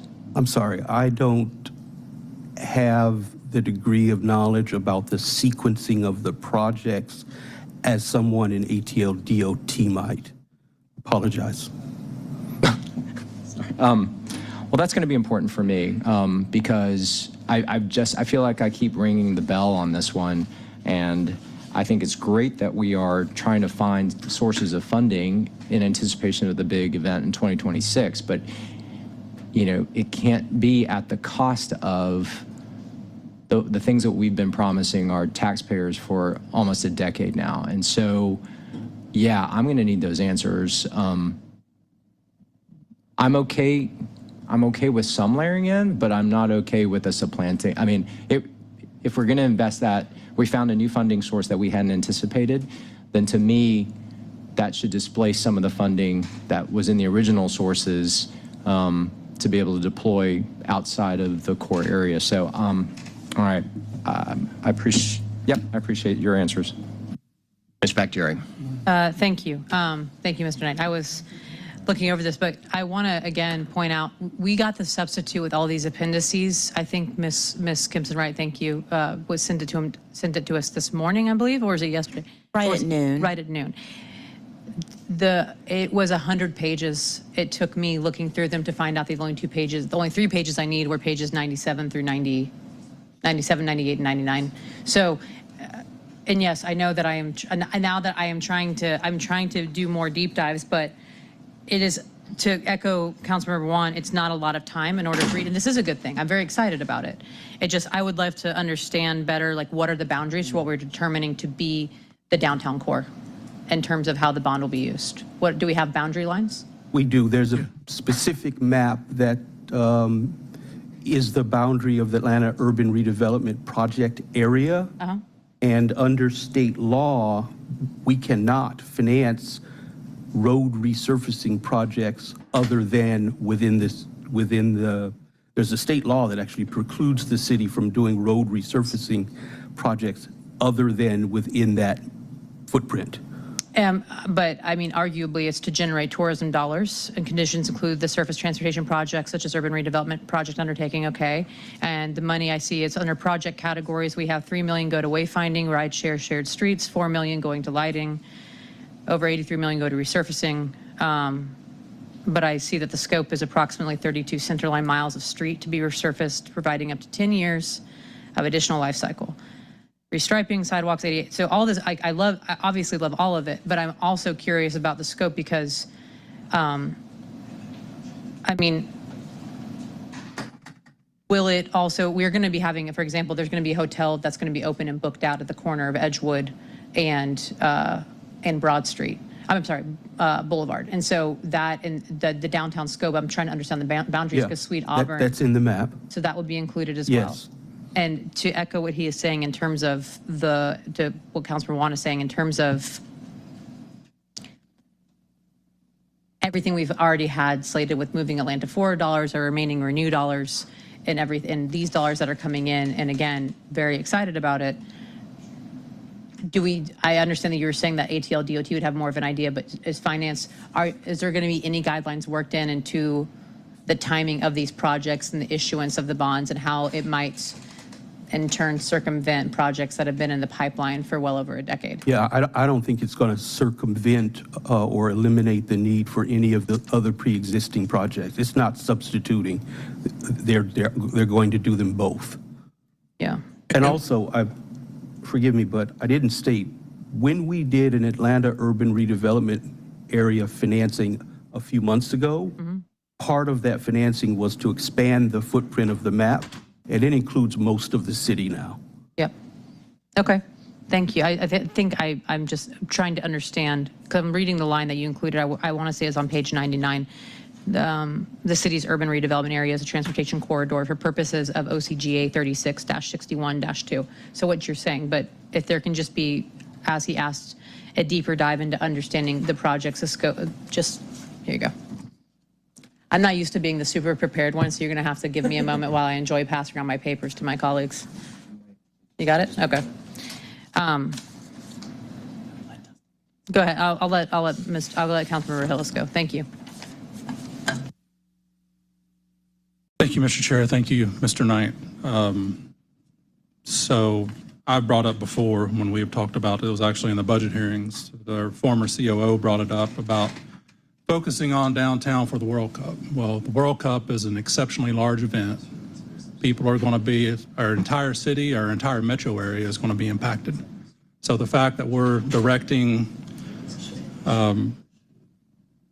almost or around double ATL DOT's entire annual budget for just, I mean, we have a project list, but it's basically just, 7 different piggy banks with nothing specific listed. And we are tasking a department that, in my opinion, is one of the most failed departments in the city, and it's only 6 years old. I can't even get a simple 1.5 mile resurfacing project done. It's still going on. So my ire is not directed at you, but I'm being asked to forego money for my district. And these are answers that ATL DOT would have to answer, yet when that specific person who's supposed to answer specific questions on capital projects couldn't even budge when Councilmember Juan asked him this morning in transportation about why we don't have the information that was requested over 2 weeks ago. And so we held that paper again for a project that has a 100% cost overrun when you compare it to about a 1-year-old estimate. So, I mean, I'm going to need a lot more answers from ATL DOT before I forego $115 million, none of it going to District 9 in Northwest Atlanta, where many thousands of people will likely be staying for the World Cup and impacting our roads and streets and our sidewalks if we had them. So I'm going to need more information before I can support this. Thank you. All right, well, there's 6 of us here, and we're all district members, so we're all thinking the exact same thoughts, which doesn't happen all the time here. I'm not going to repeat what the others have said, although, you know, I share those concerns. Let me ask one question that hasn't been asked. So under sidewalks/ADA, is this proposed $5 million solely going to go to those ADA defects that were identified by the feds that resulted in basically a consent order? No, it's beyond the scope of that. It's sidewalks and ADA improvements, again, within the broader footprint of the urban redevelopment area map. Well, it seems to me that since we're under a consent order, we need to prioritize the defective crossings and ramps that have been identified. Okay, I understand you want to move this forward before the election because things might become volatile. Yeah. Like as if, you know, things are already volatile. Okay, go ahead. No, I was just going to say, would there be an opportunity to move forward that recommendation, and then on Monday, if it's not added, then we can hold? Or I'm asking, I'm trying to come up with a compromise. Go ahead, Mr. Pace, I'm sorry. Good afternoon, Mr. Chair, committee members. Theo Pace, Deputy Chief of Staff, Office of the Mayor. I was watching the meeting and understand that you all have some concerns specifically about the project list, and then I was listening earlier to Councilmember Hillis's question just about the World Cup in general. The request would be to move this forward with no recommendation. Between now and Monday, we can meet with you all to answer any specific questions that you all may have. And the COO and her team can brief you all specifically to your question about just general World Cup activities. And our problem is you've asked us to approve something that, you know, funding, and that we don't know where it's going to. I mean, that rarely meets with success here, especially given how parochial we all are, by nature and by necessity. Mr. Hillis. Yeah, and, you know, I understand wanting to move this forward and getting things done, but, I mean, just to my example that you've heard or probably know about, we did this to another project that I mentioned that has 100% cost overrun. DOT doesn't even respond, and the person over capital projects doesn't budge, doesn't get up out of his seat when asked by Councilmember Juan where this was this morning. So if they can't do that, I don't have any confidence that they can respond to this. Well, what I can say is, and I apologize for the interaction, but what I can commit to is having COO Burks and someone within the mayor's office sit down with each of you, or whomever has any specific questions about their district, specific projects, and ensuring that you all get some type of resolution to that. Theo, I'd like to just add one additional point of context that might be helpful here. I know that our conversations in getting this funded and getting this priority met for the city of Atlanta, and had extensive conversations with COO, there is a necessity to make sure that there's enough capacity to not impact other projects. That was high on her list.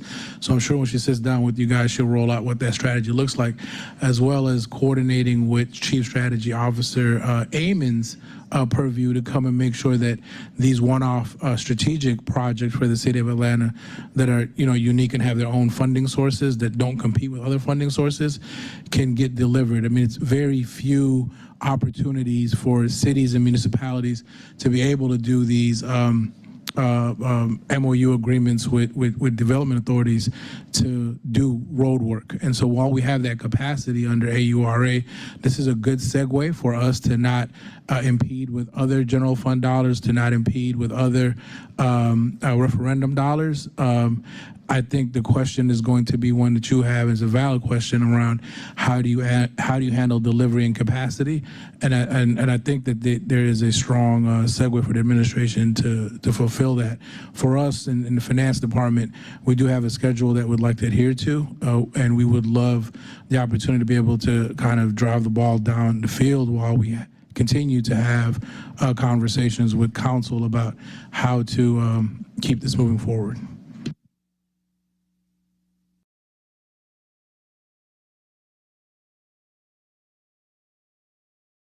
I kind of think that's the tail wagging the dog. I mean, I appreciate the notion of wanting to take advantage of timing, but the delivery and capacity question notwithstanding, and we just saw that there's a potentially 40% vacancy in the department. I have serious questions about delivery and capacity, but that notwithstanding, I also have serious concerns about what we've promised the taxpayers.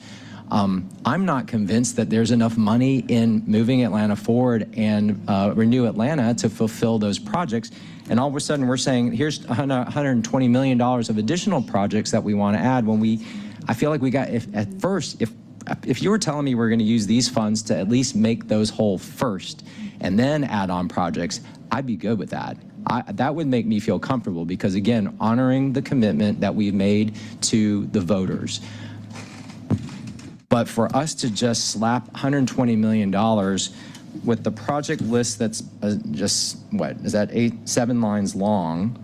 And quite frankly, I mean, Mr. Shook brought up a good point.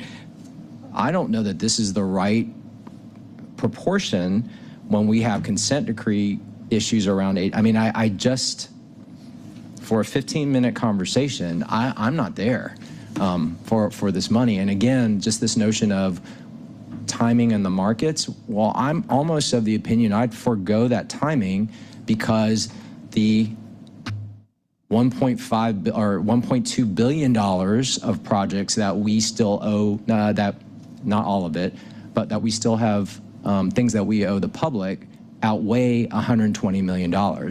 So I'm not there yet, and I'm not sure that y'all are going to get me by Monday because, again, you're going to have to answer in a level of detail that what the remaining projects on those issuance and the cost to complete are. I don't think the department has those, I'll be honest with you. And then you're going to have to address the capacity issue that, yes, if we grant another $120 million, that, yes, in the next 2 years, we're going to be able to deliver those on top of what's been hanging out for 9 years. So if y'all think you can actually do that by Monday, wow, then why haven't we been doing that for the last 8 months? So anyway, I'll give you a shot at answering some of that. Hi, good afternoon, Council. Betty Smoot-Madison, Deputy Commissioner for Strategy and Planning. I'm also here with Deputy Commissioner Greg Moore over capital delivery, and we'll try our best to answer the questions that you have. I'll start with the consent decree. So we do have funding in Moving Atlanta Forward that will address the consent decree issues, and there's funding specifically for sidewalk repairs and ADA improvements, including curb ramps. There's also a separate line item in Moving Atlanta Forward for the installation of 4,000 new curb ramps across the city, and that is installing curb ramps where they're currently missing. So those funding will allow us to address the consent decree. We also have 25 years to complete or complete the requirements of the consent decree. So that's not a concern for us at this point. Greg, the Deputy Commissioner Moore can kind of speak to our capacity. Every year, the cost of, fixing those defects is going to go up, though. And I hope we're we're not spacing out this work to be doing some of it in 24 years from now. No, All right. no, not at all. But it's just letting you guys know, based on the consent decree, we have 25 years to address that. All right, Chair requests a motion. My motion's to hold. Sorry. Motion's been made and properly second to hold. This is a message and a warning. Okay? Let's open the vote. Vote is open.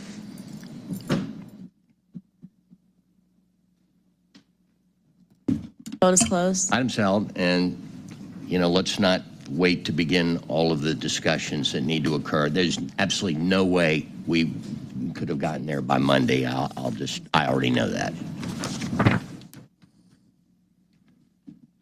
All right, that takes us to 24-0-1484. This needs a substitute. Let me read the caption.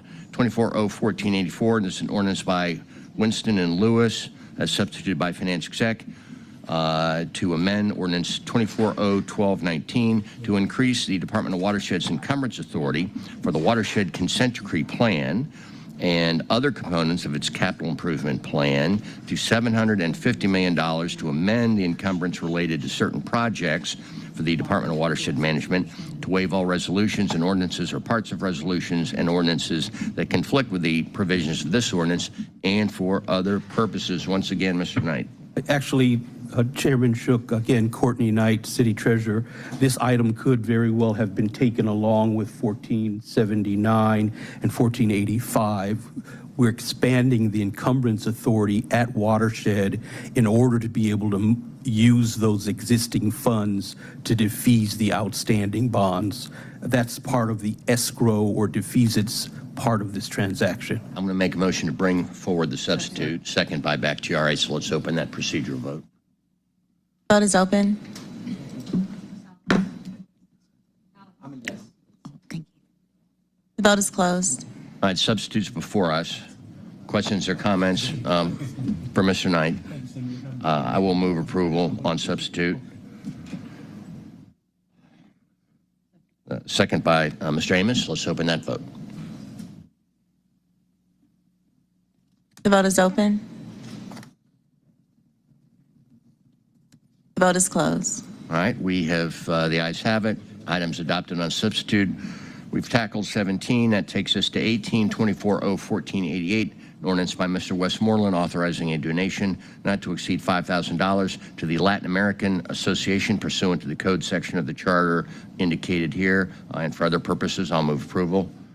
Second by Bakhtiari. Let's open that vote. The vote is open.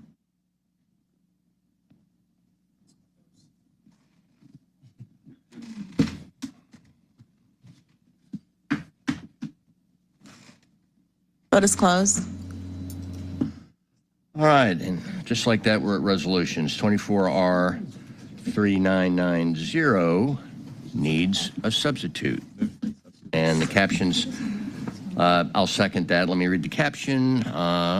Substitute resolution by Finance Exec authorizing the mayor or his designee to execute sole source agreement, which is indicated here, maintenance and services for Motorola Astro 25 radio system and tower with Motorola Solutions, Inc., pursuant to the code section indicated here on behalf of AIM for a term of 5 years with no renewals in an amount not to exceed $22,871,519. All contracted work will be charged to and paid from the sources indicated and for other purposes. Let's open the vote to bring forward the substitute. Vote is open. Vote is closed. And so the substitute adds the IPRO report and updates the account information. Any questions or comments? I will second that motion. Vote is open.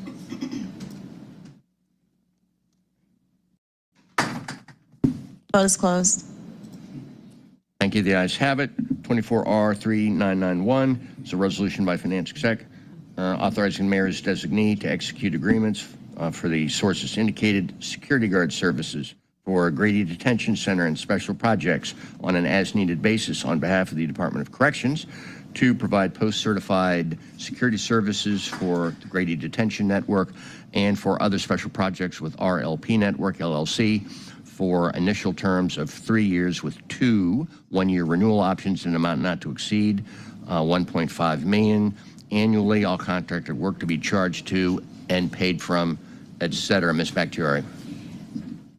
Just to understand, this is specifically for Grady employees that are actually where we go to send people to do 1113s, correct? Is that what this is for, specifically for Grady detention?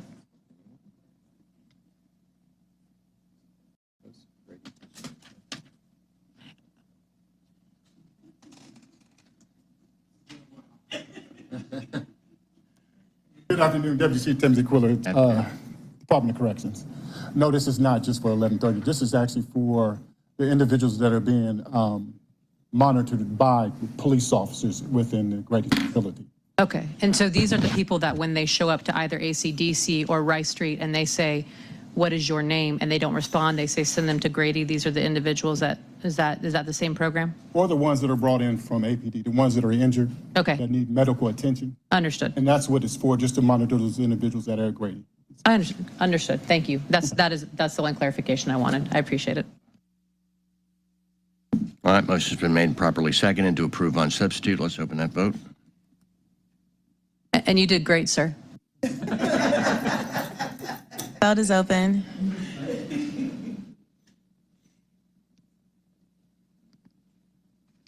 The vote is closed. All right, the ayes have it. Items adopted on substitute. That takes us to the first of our 2 held items, which are ready to go. Item 28 requires a substitute. The caption reads as follows: 24R 3936, resolution by Shook is substituted by Finance Exec, authorizing the Commissioner of the Department of Watershed Management to adjust water and sewer service charges on certain customer accounts in accordance with the Atlanta City Code section indicated here in the amount of $51,008.67. I'll move to bring forward substitute. Second by Juan. Let's open that vote.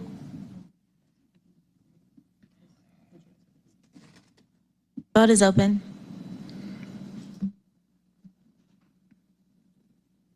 Vote is closed. And I'll move approval on substitute. Second by Juan. Let's open that vote. Vote is open.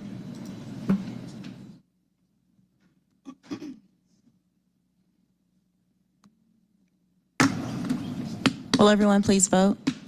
Vote is closed. All right, the ayes have it. And sadly, we're at our last action item. 24R 3937 is a resolution by Shook, is substituted by Finance Exec, authorizing the CFO to refund customers for overpayments to water and sewer accounts in an amount of $30,703.55. All funds to be charged to and paid from, et cetera. I'll move to bring the substitute forward. Second by Bakhtiari. Let's open that vote. Vote is open. Vote is closed. I'll move approval on substitute. Second by Juan. Let's open that vote. Vote is open. Vote is closed. Ms. Kempson-Wright, where are we? You've come to the conclusion of your agenda. Does anyone have any announcements? I'd actually like to make a motion to reconsider item number, I believe, item number 24-0-1474.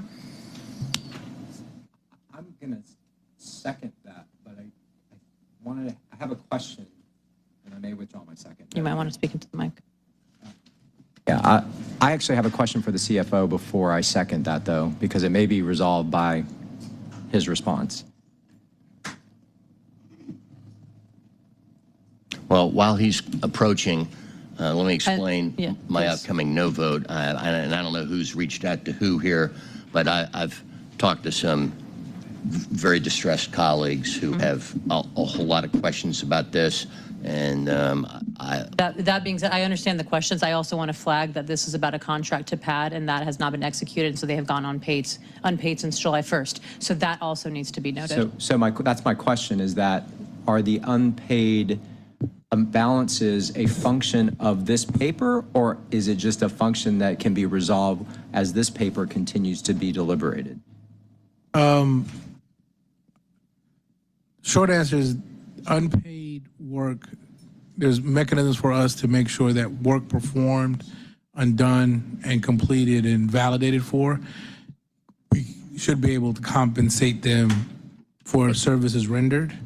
We'll have to work how that looks like. There might be a special procurement or a small purchase order that we could do to get them at least for the work that was done. If I can respond to that, I understand, and CFO, I appreciate you. I just know that these are these are not people making a lot of money. So it is, I believe, September 11th. So rent was due at the first of this month. And these are individuals also, some with families and et cetera. So while I understand we have questions about the work, I'm not gonna besmirch any of my colleagues having questions about a contract. I obviously have several all the time.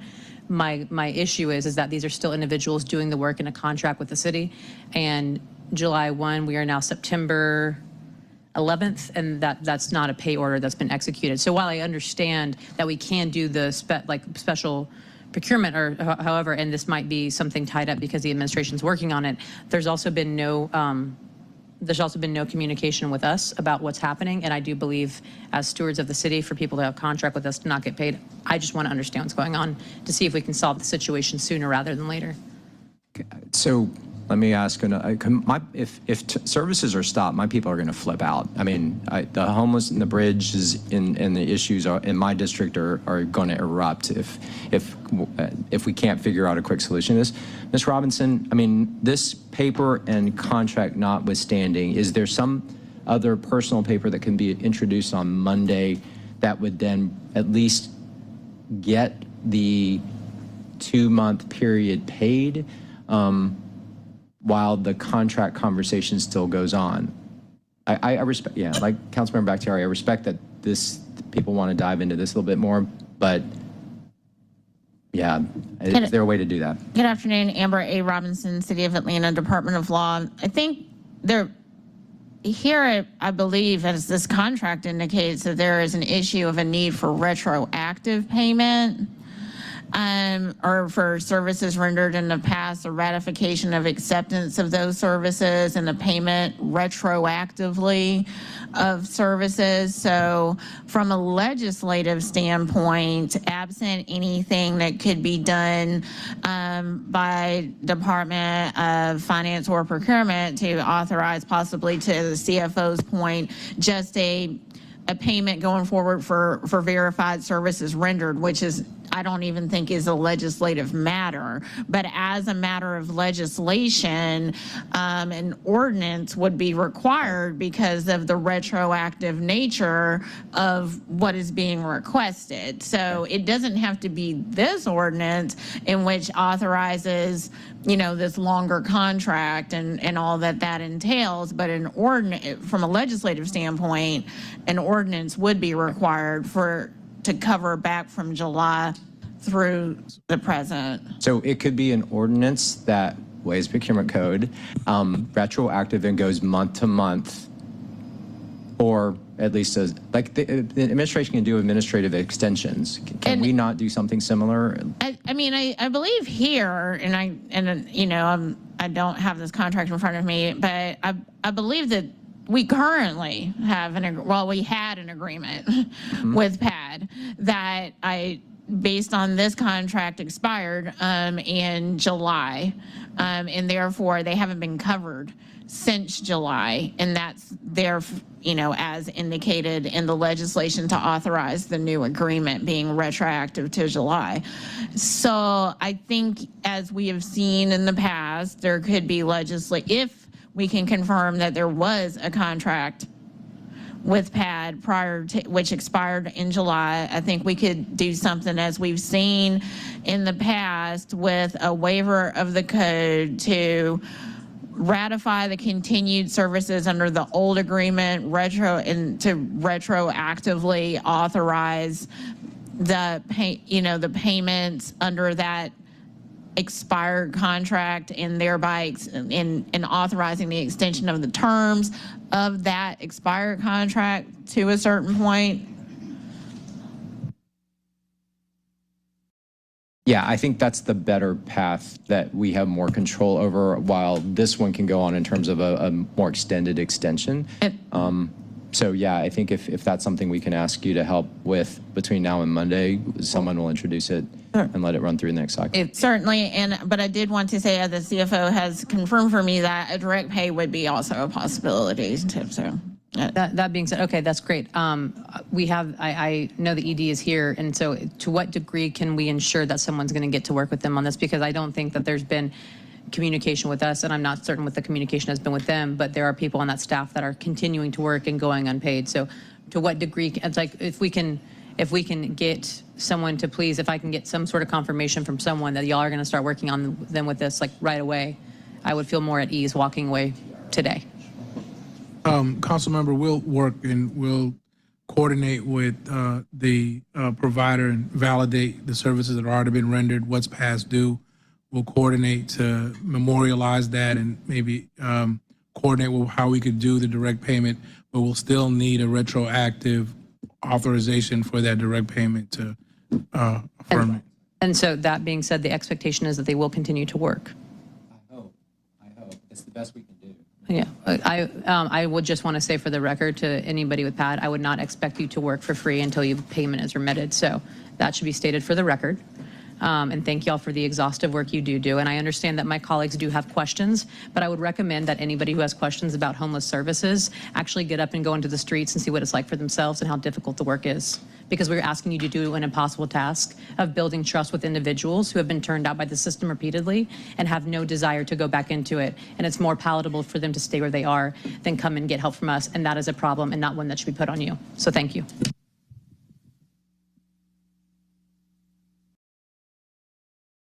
That said, do we have any other legislative items, any other announcements or comments? Seeing none, we are adjourned. Thank you.